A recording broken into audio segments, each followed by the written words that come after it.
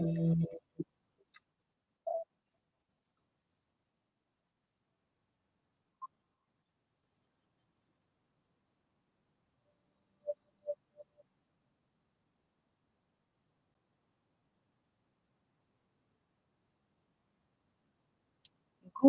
morning, dear friends.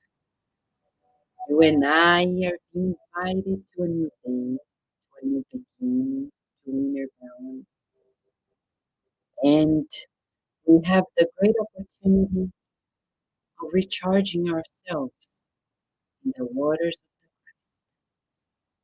Emmanuel, in the book Vineyard, chapter 101, brings to us, have you listened to the Christ? He quotes Jesus as written, John chapter 16, verse 1, when Jesus said, all this I have told you so that you will not fall away. Emmanuel explains, before returning to the resplendent spheres, the Divine Master did not abandon us. Regarding the warnings of the work to be done, when the mature spirit, in the understanding of the redeeming works, surrender him or herself to the field of the service in the gospel, they cannot forget the previous informations of the Lord.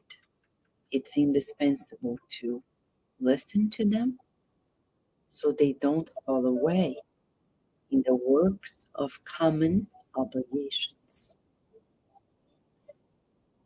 The word of the Master clarified that while ignorance in the world still dominates, the legitimate harvesters of the principles of spiritual renewal brought by Jesus would not be observed with sympathy.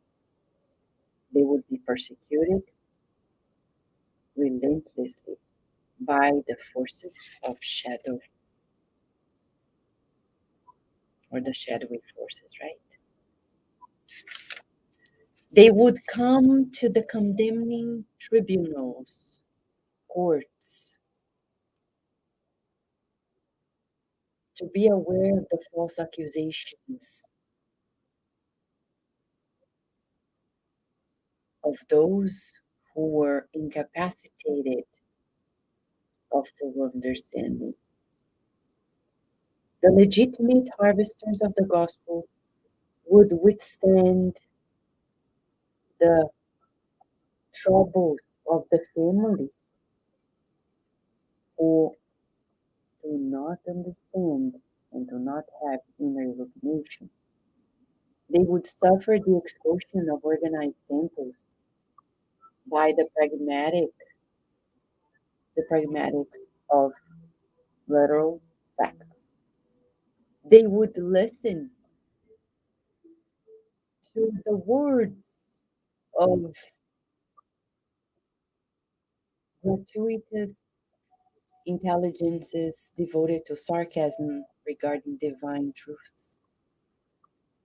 The true and legitimate harvesters of the gospel would live like pacified sheep amongst disturbed wolves. They would sustain incessant war against evil. They would fall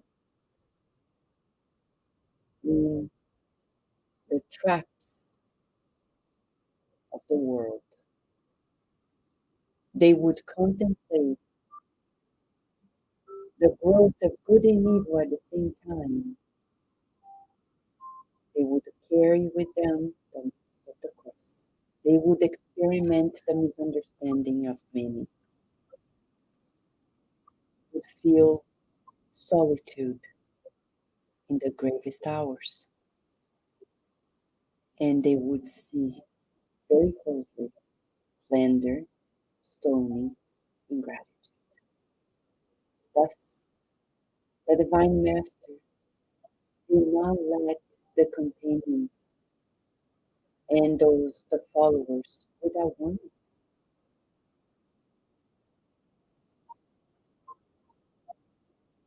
This was an offering to any apprentice on earth, the crown of roses without thorns.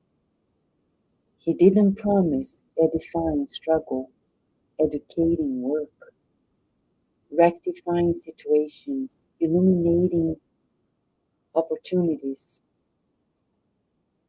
but with the greatness of sacrifice that produces elevation and the spirit of service that establishes light and peace. Thus, it is important for all to mature their reasoning on earth to know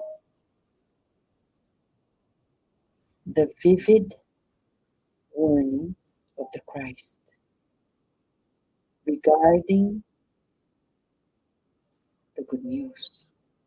So do they not fall away in the difficult testimonies of individual pain. I know it's a lot of words, I know, but we can not simplistically simplify it, but we will to sum it up. For those who are anywhere in this world, acknowledging the Christ consciousness, but still aiming at ego centered achievements, they will fall. If anyone tells you, take care of yourself above the care of others, this person is telling you wrong. We can only take care of ourselves to the extent that we're ready to help others. When we pass that limit, we're indulging in the actually the vice of vanity, of self-centeredness. That's what he's saying. He's not telling us, feel like a victim, the world is going to come after you. No, he's saying, it is natural. Let's listen to this. It is expected and natural that people will not understand us when we choose immortal goals versus material goals. How come you are not investing? How come you are not saving for your retirement? How come? Should we do it? Yes, but at the expense of others? No. As Chiara Lubick, a wonderful, wonderful Catholic nun, who created a movement of new men and women on earth. She said, ideally, we give a third, we keep a third to us and two-thirds to helping society. She's right. I personally, many, many years ago, more than 20 years ago, I visited a city that, though she's Italian, she created the first city for new men and women in Brazil, in the city of Cutia, São Paulo. It's a whole city that she created. All the businesses take two-thirds to these proposals and keep a third of the profit to themselves. So, dear friends, you and I, it's not about the material things. We're just giving an example of how we should focus on our immortal goals. Here, Emmanuel is saying, Jesus said if we follow him, we're going to be misunderstood. People are going to talk bad about us, etc., etc. Who cares? We are happy because we're fulfilling what we need to do. That's what matters. I cannot allow the peer pressure of the world to win over me. I need to be stronger in my connection with Christ. Let's meditate on this and pray together.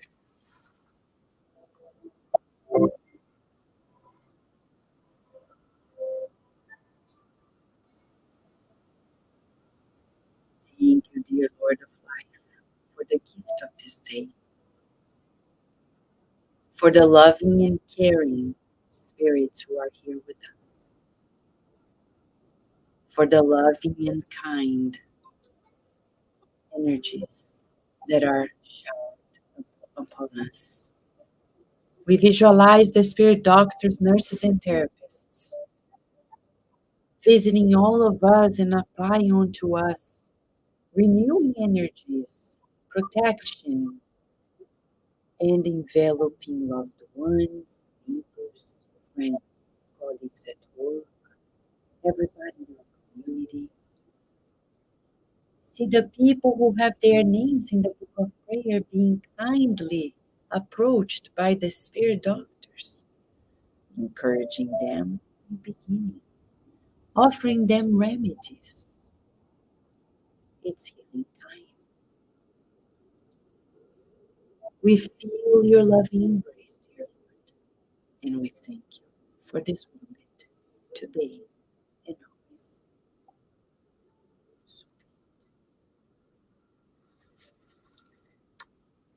What a joy to receive these instructions. We're stronger today than yesterday. We wish you a lovely day and we thank you for being here with us. Thank you, Lord. Thank you, Xavier. Thank you, David. Thank you, everyone, live and on demand, for joining forces in this circle of prayer. The world needs more prayer, more illumination, and you are helping them in that regard.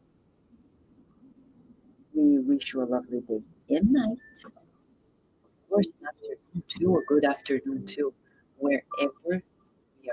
Thank you, dear Daisy. Super indeed. A big hug, and we look forward to seeing you tomorrow at Cardiac Radio, where you know we're always nourishing our souls.